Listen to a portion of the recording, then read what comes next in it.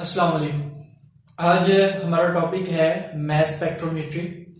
Mess spectrometry को हम जो है वो डिफाइन करेंगे। मैस स्पेक्ट्रोमीटर उसकी टाइप्स देखेंगे और उसके अलावा हम जो है वो देखेंगे इसका कौन सा प्रोसेस है जिसके जरिए हम जो है वो इससे काम ले सकते हैं। ठीक है, तो काम क्या है वो देखते हैं। पहले क्या काम ले सकते हैं हम इससे। मैस स्पेक्ट्रोमीट्री जो है ये एक प्रोसेस का नाम है जिसके जरिए हम आइसोटोप्स के एग्जैक्ट मैसेज फाइंड कर सकते हैं। कोई एलिमेंट है आपके पास, फॉर एग्जांपल आपको कार्बन या नियॉन दे दिया जाता है। आपको कहा जाता है कि इस नियॉन के बताएं कितने आइसोटोप्स हैं, नंबर ऑफ आइसोटोप्स बताएं, मतलब उनके मैसेज बताएं और उन मैसेज की परसेंटेज अबंडेंस बताएं कि वो कितने परसेंट पाए जाते हैं। ठीक है, तो मैस स्पेक्ट्रोमीट्री ये एक प्रोसेस है, is a process by which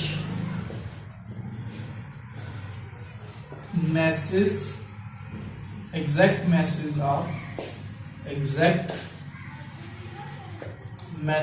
of isotopes are determined.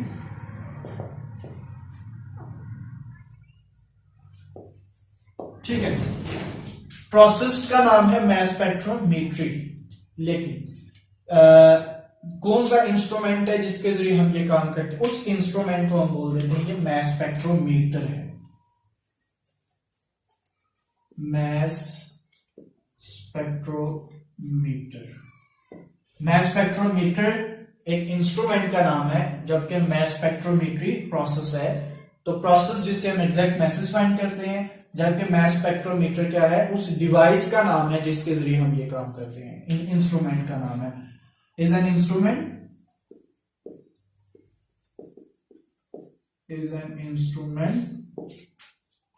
by which exact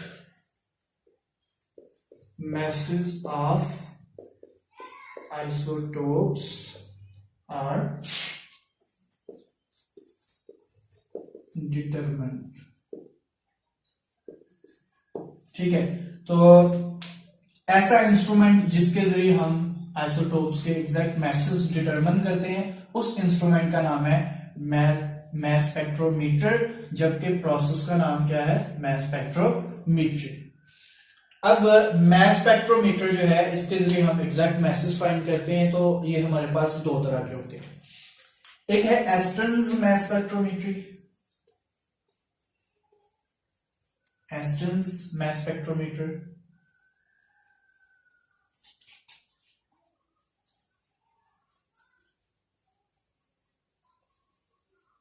ठीक है, और दूसरा होता है हमारे पास Dempster's mass spectrometer. Dempster's mass spectrometer. Aston's mass spectrometer जो है ये हम इसको यूज करते हैं आइसोटोप्स को आइडेंटिफाई करने के लिए on the basis of atomic mass. ऐसे अगर देखा जाए तो ये मैस स्पेक्ट्रोमीटर है। ठीक है, तो इसमें हम मैस से ही डीलिंग करेंगे, मैस के अलावा हम किसी और चीज को नहीं देखेंगे। तो ये इससे हम क्या करते हैं, identification of isotopes on the basis of mass। ठीक है, एटॉमिक मास। अब डेम्स्टर्स मैस स्पेक्ट्रोमीटर में एक खासियत है कि डेम्स्टर्स मैस स्पेक्ट्रोमीटर से आप ऐसे एलिमेंट्स, ऐसे सब्सटेंसेस के भी आइसोटोप्स को आइडेंटिफाई कर सकते हैं जो सॉलिड फॉर्म में। ठीक है, करेंगे इसमें भी हम वही मैस से ही डीलिंग करेंगे, डेम्स्टर्स मैस स्पेक्ट्रोमीटर है ना। तो लेकिन इसका फायदा ये है कि सॉलिड सब्सटेंसेस जो है उनके भी हम आइसोटोप्स जो है उनको मेजर कर सकते हैं। तो डेम्स्टर्स मैस स्पेक्ट्रोमेट्री में सॉलिड सब्सटेंसेस के लिए फायदा है कि हम इससे फाइंड कर सकते हैं। ठीक है, अब इसके बाद हम जो है देखते हैं प्रोसेसेस का कि कौन सा प्रोसेस है जिसके जरिए हम ये काम करते हैं। पहले हम इसको शॉर्टली देखेंगे, फिर इसको one by one her process को जो है ना डिटेल में देखेंगे हम इसको।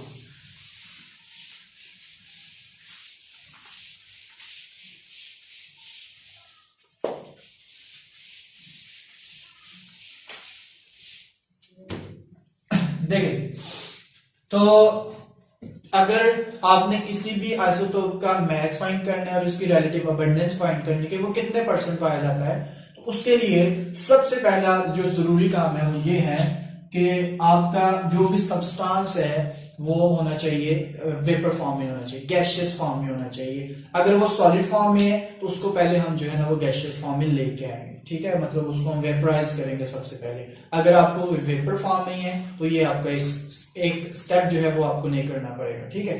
तो इसलिए पहले हम इसको डिस्कस कर लेते हैं, अगर तो जरूरत पड़े तो इसको करेंगे, अदरवाइज नहीं करेंगे। तो पहला स्टेप क्या है, वेपराइजेशन का।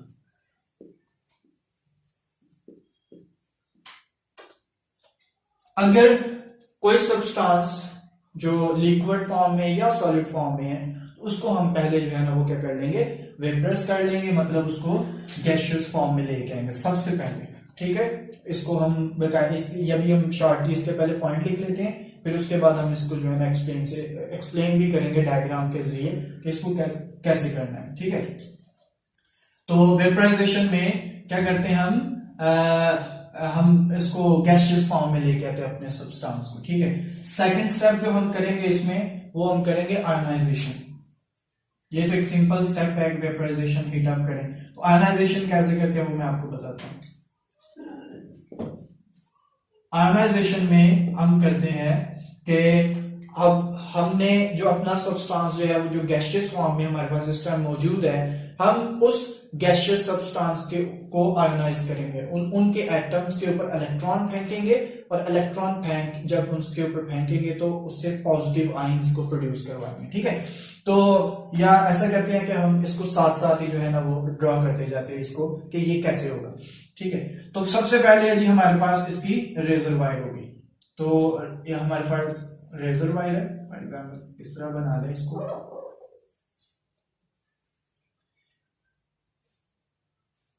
ये हमारे पास है रेजर वायर।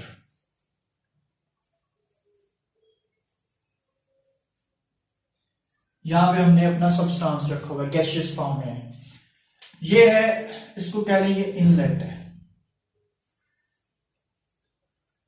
एफएससी की बुक पे यहां से स्टार्ट किया हुआ उसने इनलेट से, ये रेजर वायर नहीं आपने उसने आपको दिखाई।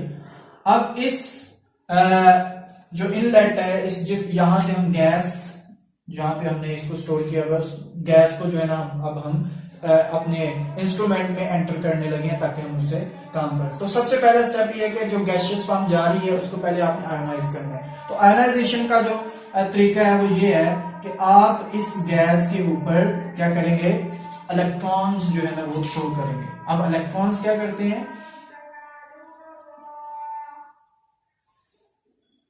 वो इलेक्ट्रॉन्स क्या करते हैं, जब ये गैस आती है तो यहां पे हमने जो है वो फिलामेंट लगाया होता है, ठीक है। ये कैथोड है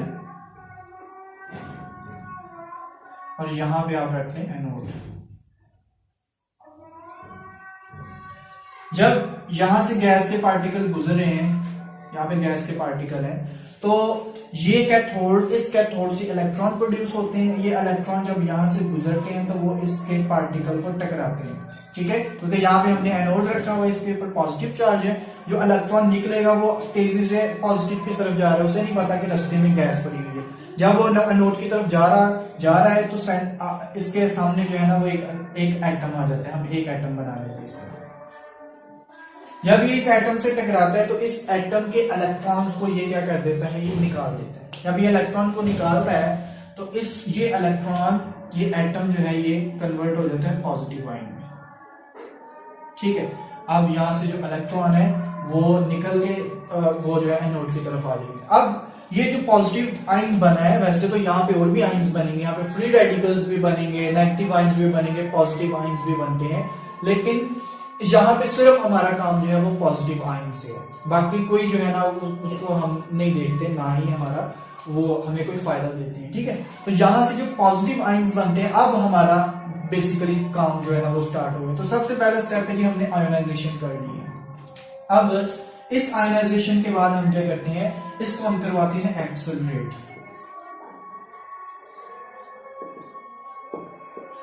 एक्सेलरेशन ऑफ पॉजिटिव आयंस। ये जो पॉजिटिव आयंस बने हैं इनको एक्सेलरेट करवाने के लिए हम इसके आगे जो है वो ग्रिड लगा देते हैं जिसके ऊपर नेगेटिव चार्ज होता है। वैसे यहाँ पे हम जो है ना वो स्लिट भी यूज कर लेते हैं। वैसे स्लिट्स जो है वो आगे बनाई हुई है आपकी बुक पे, लेकिन मैं पहले ये बता दूं आपको जो आपकी बुक पे बना हुआ है, तो इसके साथ ही एक और चीज भी मैं आपको बता देता हूँ जो कि एक सिंपल चीज है। वैसे मेरी आदत ये है कि मैं एक जनरल बात करता हूँ क्योंकि आपने सिर्फ एफएससी में नहीं रहना, ना ही मेरी वीडियो सिर्फ एफएससी वाले देखते हैं, बीएससी वाले भी हैं, एमएससी वाले भी हैं, जिनको जरूरत होती है वो देखते हैं। इसलिए मैं एक जनरल बात करता हूँ। अगर एफएससी की बात करूँ तो साथ ही जो है ना मैं थोड़ी सी उसको दूसरे लिहाज से भी मैं एक्सप्लेन कर देता हूँ, ठीक है।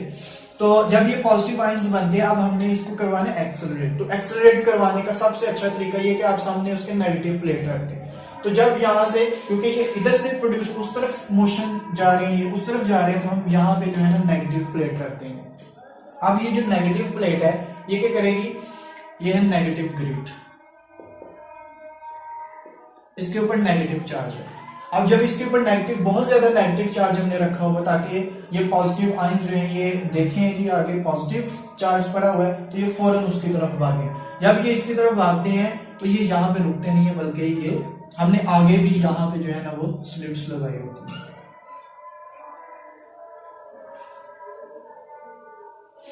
अच्छा देखिए, अब हमने इसको क्या करवा लिया है, एक्सेलरेट करवा दिया। हाँ, एक इंपॉर्टेंट पॉइंट जो है वो यहाँ पे जो आपने इसको याद रखना है, जब हम आयनाइजेशन करवाते हैं ना, तो आयनाइजेशन करवाने के लिए ये जो इलेक्ट्रॉन्स की एनर्जी होती है ना, ये कम से कम कितनी होनी चाहिए। आयनाइजेशन करवा रहे हैं तो मिनिमम एनर्जी जो है ना वो आयनाइजेशन एनर्जी के इक्वल होनी चाहिए। मतलब जो ऊपर से इलेक्ट्रॉन आके एटम को टकराएगा, उस एटम की जितनी आयनाइजेशन एनर्जी है उससे ज्यादा होनी चाहिए इलेक्ट्रॉन की, ठीक है।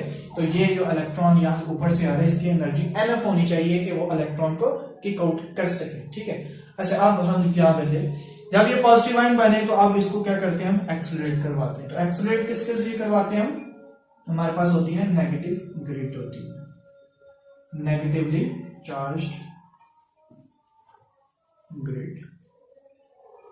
इसका काम क्या होता है कि ये आयंस को एक्सेलरेट करवाता है। एक्सेलरेट करवाने के बाद हमने आगे जो है ना वो क्या लगाई हुई है, स्लिट्स लगाई हुई है। ये हमारे पास स्लिट्स हैं, इनके ऊपर भी नेगेटिव चार्ज होता है जो कि आपकी बुक पे शो नहीं किया हुआ है पे। अब ये इसके यहां से गुजरेंगी, इसका एक और फायदा ये हो जाएगा कि ये सारी की सारी रेडिएशन जो है वो एक जब सुराख से गुजरेंगी, स्लिट से गुजरेंगी, तो वो लाइन अप हो जाएंगी। अब ये लाइन अप हुई है तो अब जो है वो हम फर्दर आगे नेक्स्ट स्टेप जो है ना वो करेंगे। अब ये जो रेडिएशंस जो कि लाइन अप हो गई हैं, अब हम इनको जो है ना वो पास करवाएंगे मैग्नेटिक फील्ड से। अब यहां पे हम जो है ना वो मैग्नेटिक फील्ड लगाते हैं।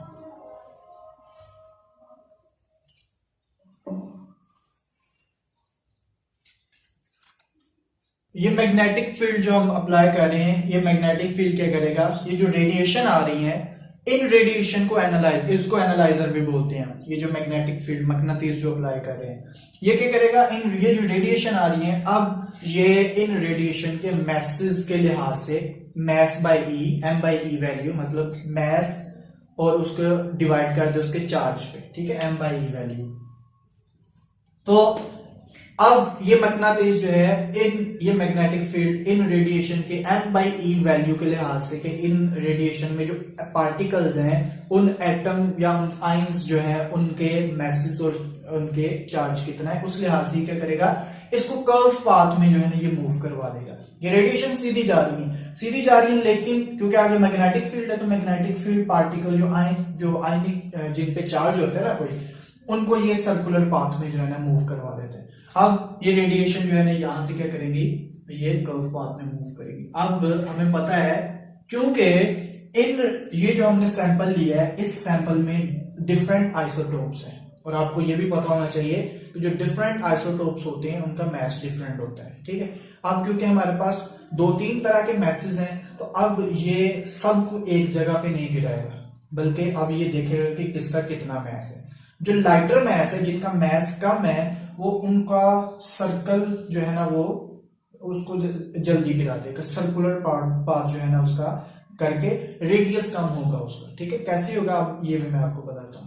तो अब यहां पे हमने जो है ना वो रखा होता है आयन कलेक्टर। इसका भी काम देखते हैं बाद में, पहले हम जरा ये देख लें सर्कुलर पाथ को। आयन कलेक्टर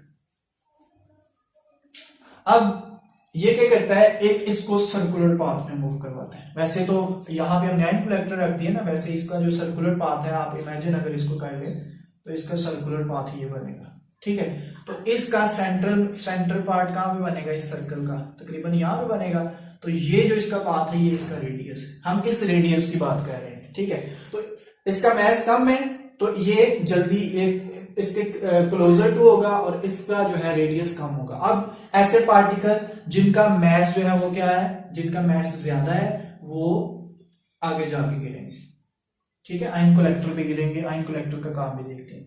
अब इसमें से वो पार्टिकल्स जिनका मैस थोड़ा ज्यादा है वो थोड़ी दूर जाके गिरेंगे यहाँ पे।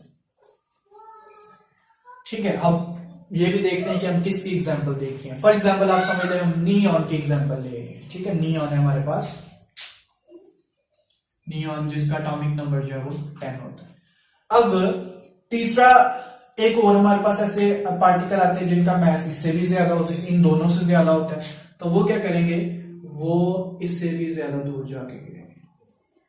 ठीक है, तो ये पॉइंट भी आपने याद रखना है कि जो रेडियस किसका कम बनता है, जिसका मैस कम होगा उसका जो रेडियस है वो भी कम होगा, उसका सर्कुलर पाथ का। जिसका मैस जितना ज्यादा होता है उसका सर्कुलर रेडियस का जो रेडियस है वो भी उसका उतना ही ज्यादा होता है। ठीक है, फॉर एग्जाम्पल हम नियॉन को एक्सप्लेन कर रहे हैं, तो नियॉन के 3 आइसोटोप्स होते हैं। अब ये मैग्नेटिक फील्ड जो है ये इसको सर्कुलर पाथ में आयन कलेक्टर पे गिरा देता है। अब आयन कलेक्टर जो है ना इसके बाद क्या करता है, आयन कलेक्टर का काम ये है कि वो ये चेक करे कि इसके ऊपर कितने आयन्स गिर रहे हैं। जितने भी आयन्स गिरेंगे उसको ये क्या कर लेगा, ये काउंट करता जाएगा। ठीक है, तो यहाँ पे हमने पहले 1-2 वैल्यूज जरा देख ली, जो हमने इस पे कितना मैग्नेटिक फील्ड अप्लाई किया है, इसमें कितना जो है ना हमने पोटेंशियल डिफरेंस जो है ना वो हमने अप्लाई किया है। तो 500 से तकरीबन 2000 तक जो है ना हम वोल्ट्स अप्लाई करते हैं इस पे, जो पोटेंशियल डिफरेंस हम इसको अप्लाई करते हैं। तो M/E जो वैल्यू यहाँ पे ये जिसको चेक करते हैं ये किसकी कितनी M/E वैल्यू है, वो इक्वल होती है H² R/E। ठीक है, मतलब M/E वैल्यू जो है H² R, ये हमारे पास एक फार्मूला होता है। इस फार्मूले में देखेंगे क्या है, ये है मैग्नेटिक फील्ड कितना है, ये रेडियस है, और ये क्या है इसका इलेक्ट्रिक फील्ड जो पोटेंशियल डिफरेंस हमने इसको अप्लाई किया है। अब इस रेडियस का और इस इलेक्ट्रिक ये जो पोटेंशियल डिफरेंस हमने अप्लाई किया है इसका जो है ना वो रिलेशन बनता है। आप इसका रिलेशन जो है ना इससे भी देख सकते हैं M/E के साथ रेडियस का। M/E वैल्यू ज्यादा है तो उसका रेडियस भी ज्यादा होगा। ठीक है, M/E मतलब मैस उसका कितना है, अगर ये कम है तो रेडियस भी कम होगा, जैसे हमने यहाँ पे एक्सप्लेन किया है। ठीक है, तो इसका भी इसके साथ डायरेक्ट रिलेशन बन सकता है, ये इधर जाके मल्टीप्लाई हो जाएगा तो ये डायरेक्ट रिलेशन हो जाएगा। ठीक है, चलिए इसकी बात देखते हैं। तो अब यहाँ पे हमने क्या किया है कि ये इसको आयन कलेक्टर पे गिरा देता है। आयन कलेक्टर का काम ये, अब आयन कलेक्टर पे होता क्या है, आयन कलेक्टर पे काम ये होता है कि जब इसके ऊपर कोई आके आयन गिरेगा तो इसमें करंट प्रोड्यूस होती है। ठीक है, तो आयन इसके बाद एक्सीलरेशन के बाद हम इस पे क्या अप्लाई करते हैं, मैग्नेटिक फील्ड, या इसको मैग्नेटिक एनालाइजर कह दें। मैग्नेटिक एनालाइजर से गुजरने के बाद ये कहां पे गिरता है, ये आयन कलेक्टर पे गिरता है। ठीक है, तो आयन कलेक्टर पे क्या होता है, आयन कलेक्टर पे जब कोई भी आयन गिरता है तो वो करंट प्रोड्यूस करता है। अब किसी पॉइंट पे कितने आयन्स गिरे हैं, कम आयन्स गिरे हैं तो वहां पे कम करंट प्रोड्यूस होगी, जहां पे ज्यादा आयन्स गिरे हैं वहां पे ज्यादा करंट प्रोड्यूस होगी। तो कितने आयन्स गिरते हैं और किस पॉइंट पे गिरते हैं उस करंट को मेजर करके तो हम उसकी जो है वो हर आइसोटोप की रिलेटिव अबंडेंस को फाइंड कर सकते हैं। ठीक है, तो अब हम क्या करते हैं, इसको हम अटैच कर देते हैं, हमारे पास जो है एम्पलीफायर होता है, ताकि वो इस करंट बहुत ही माइन्यूट करंट प्रोड्यूस होगी, आयन जो है वो कितनी की करंट जो है ना वो प्रोड्यूस करेगा, हम इस करंट को थोड़ा सा एम्पलीफाई करते हैं। इस करंट को एम्पलीफाई करके हम इसको मेजर करते हैं। ठीक है, current current strength is measured.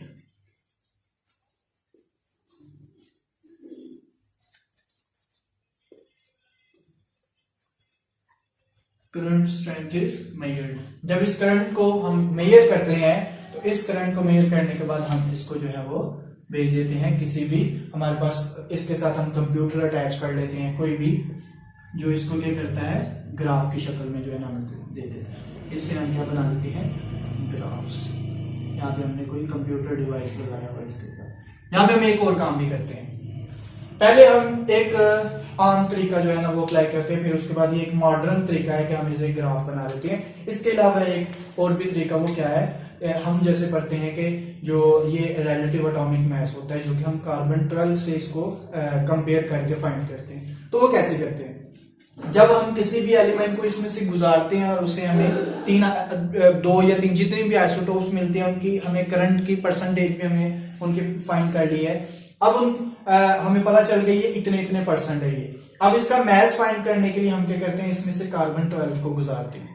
अब जब इसमें से कार्बन 12 गुजरता है तो उस कार्बन 12 का मास और इस जो हमारे पास जो इससे पहले हमने इसमें से गुजारा था जो भी जैसे नियॉन है, उन दोनों के मैसेज को कंपेयर करते हैं। उन दोनों के मैसेज को कंपेयर करके तो हम नियॉन के मैसेज फाइंड कर लेंगे, या इसके अलावा जो भी अननोन होगा। ये दूसरा तरीका क्या है, दूसरा तरीका ये है इसको जब आप गुजारें आयन कलेक्टर को एम्पलीफायर के साथ अटैच करें, और वो क्या करें मॉडर्न मेथड है कि आप इसको कंप्यूटर के साथ अटैच कर लें। ये तो सबको बेसिकली पता होगा, इसमें समझाने वाली जरूरत नहीं है। तो कंप्यूटर के साथ जब अटैच होता है तो कंप्यूटर ऑटोमेटिकली जो है ना वो हमें उसका ग्राफ दे देता है। ठीक है, तो ग्राफ बनाना है।